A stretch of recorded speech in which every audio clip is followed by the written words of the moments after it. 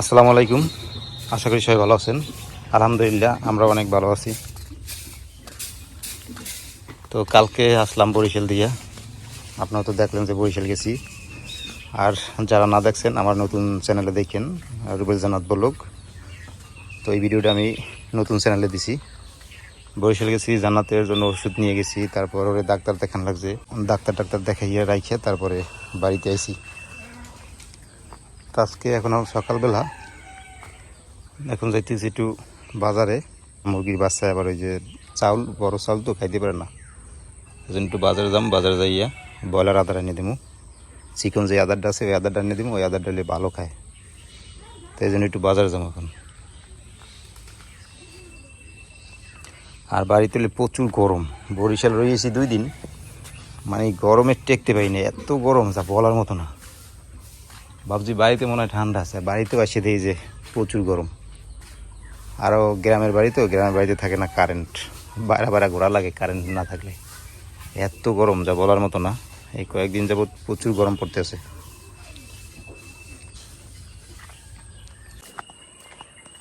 তো একটু বাজারের দিকে যাইতেছি, যাইয়া মুরগির জন্য আদার নিয়েই।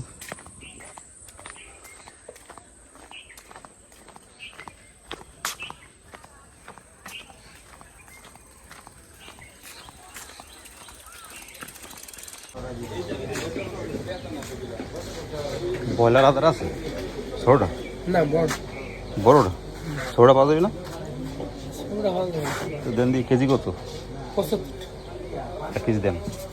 ওটা তো বড় না, ছোট তো এটা কি, এটা খালি হালকা একটু ওই ওই যে ওই মুরগি আছে তো, মুরগিতে আবার খাইতে পারে না, বাচ্চা হয়েছে। চাপ তোর এই যাইতে দাঁড়ান আছে না, এটা কিন্তু খালি একটু টেনে ফুটি দুটো টাইট দিবি বাস, ভাঙে দিবি আর খাইয়ে না ফের ফের আইয়ে।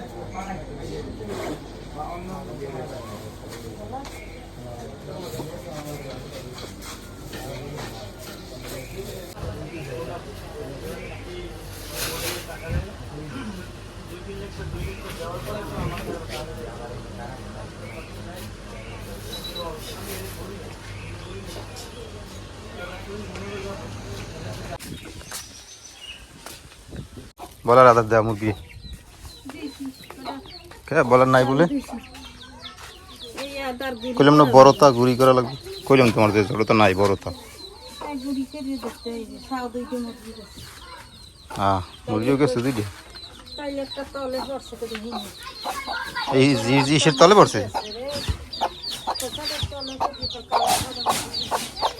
কালোটা।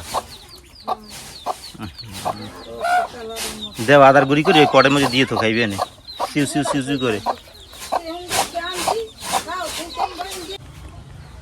কয়েকদিন যাবত এত গরম পড়ে যা বলার মতো না। এই যে দেখেন, গরমে মায়ও পুরো অসুস্থ হয়ে করছে। কেমনে আজকে রান্না বাড়ি করবে, মানে এত গরম যা বলার মতো না। এমনিতে ফের আবার হাই প্রেশার, আরও গরমে যাই ক্লান্ত ইয়ে। প্রচুর গরম পড়তেছে কয়েকদিন যাবত।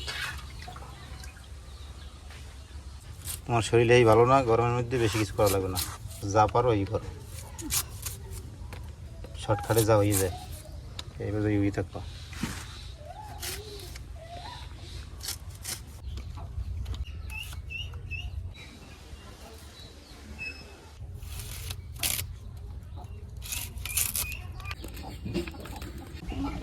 যাও তুমি যে হয়ে যেত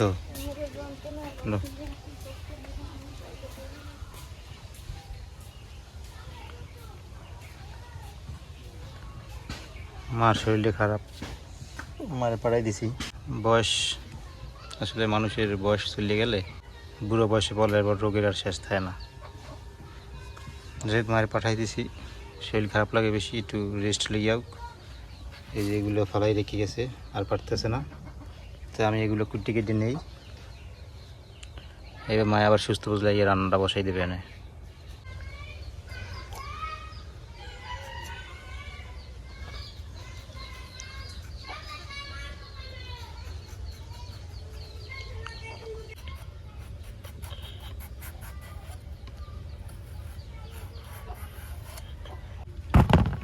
সব পটলগুলো আমি সিলে নিছি। এখন হলে পটলগুলো মাঝখান দিয়ে কাটিয়ে তারপর কেসে নিতে হইবে, যাতে ভিতরে মশলা টশলা ঢোকে। মায় বলছে যে বাজিয়ে তারপর বুনা করবে, এজন্য পটলগুলো মাঝখান দিয়ে কাটিয়ে তারপর কেসে নেব। এই যে মাঝখান দিয়ে এরকম করিয়ে কাটিয়ে নিতে হইবে, কাটিয়ে তারপরে যেরকম কিস্তি নিতে হইবে।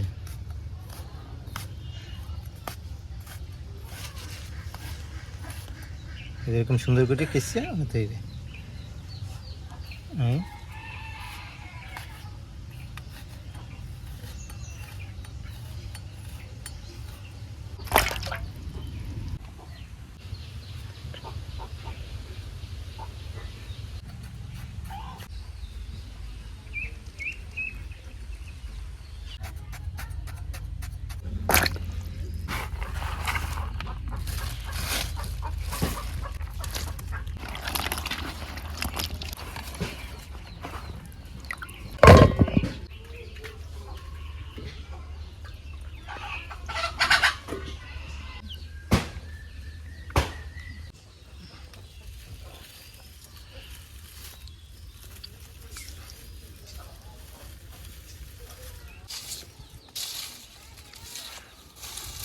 পটল ভাজি করে এই ভুনো করব, লবণ টবণ দিই এককাল মাখিয়ে লই।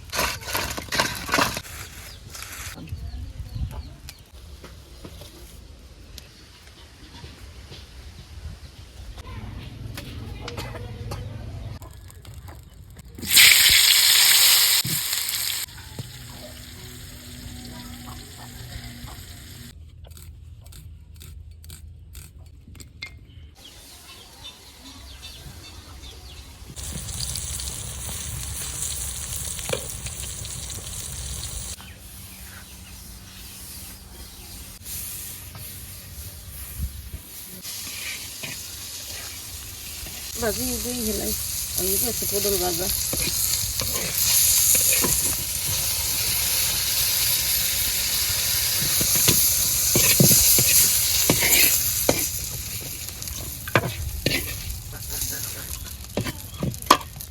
একটু তেল দিয়ে দিলাম, একটু রসুন দিয়ে দিলাম, পেঁয়াজ কুচি দিলাম,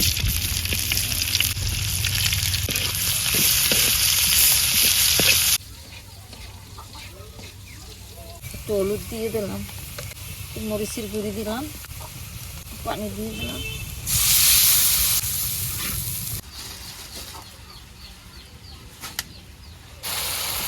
দিয়ে দিলাম।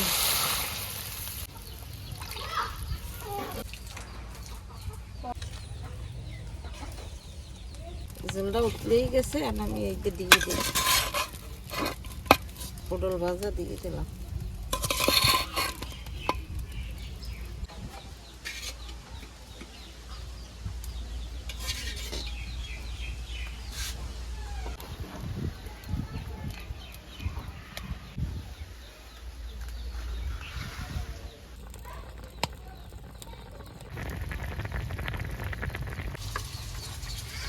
হয়ে গেছে, আমি দিয়ে নিলাম।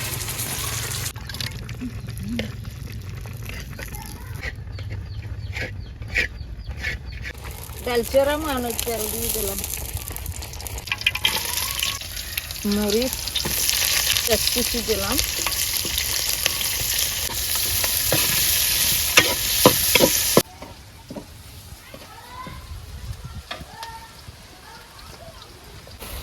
পুরো হয়ে গেছে, আমি ডাল দিয়ে দিলাম।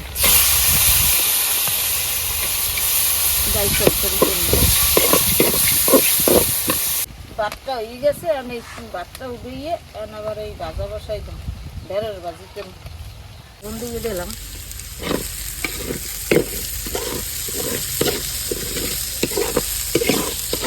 দিয়ে দিলাম,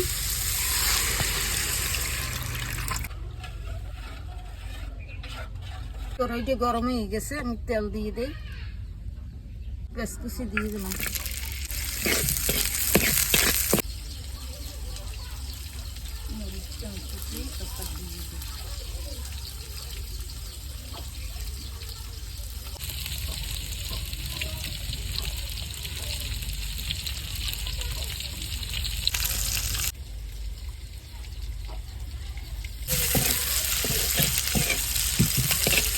হলুদের গুঁড়ো দিয়ে দিলাম, আর এই ফোড়ন হয়ে গেছে, আমি ঢেঁড়স ভাজা দিয়ে দিই,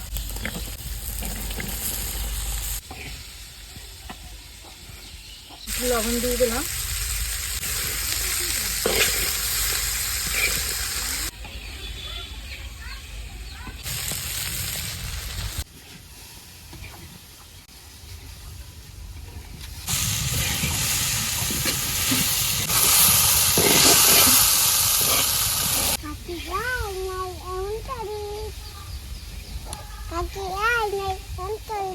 ভাজি হয়ে গেছে, আমি ভাজি দিয়ে আমি দুই মিনিট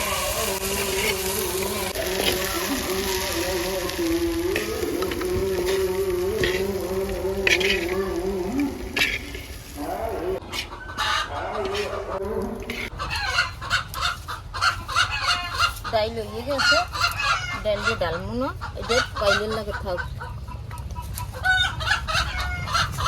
আবার গরমে কি চাল দেওয়া লাগে পাতে। আলহামদুলিল্লাহ দুপুরে খাবার খেতে বসলাম। ভেন্ডি ভাজা, পটল, ডাল চচ্চড়ি। আগে একটু ভেন্ডি ভাজা লই।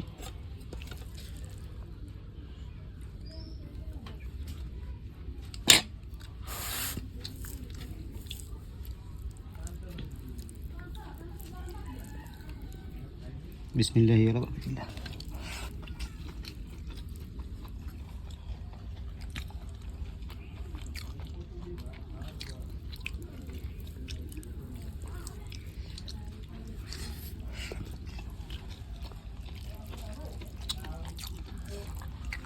ভাজা পুরো দিয়ে কিন্তু ভাত খেতে মজাই লাগে না বাবা, অনেক মজা হয়। তারপর মুসুর ডাল চচ্চড়ি,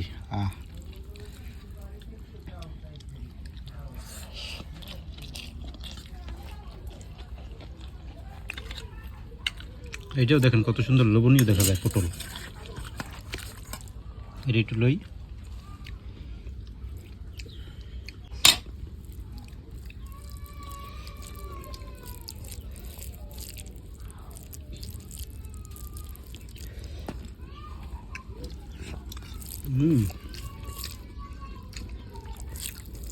আবু পটল বাবা, পটলটা দারুণ হয়েছে, দারুণ।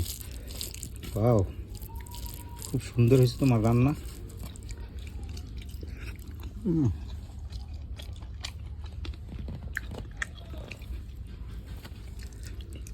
খুবই মজা হয়েছে।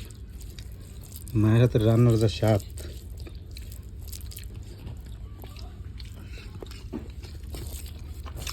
যারা দূরে আছে তারা মায়ের হাতের রান্না মিস করে। প্রত্যেকটা ছেলে মেয়ের কাছেই তার মায়ের হাতের রান্না হয় অমৃত।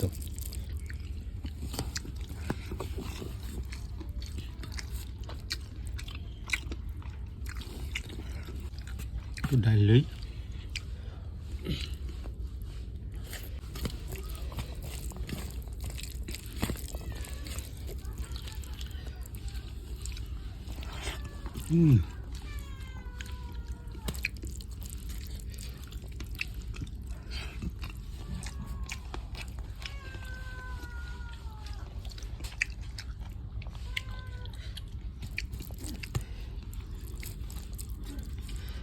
আজকে এই পর্যন্তই। সবাই ভালো থাকেন, সুস্থ থাকেন। আল্লাহ হাফেজ।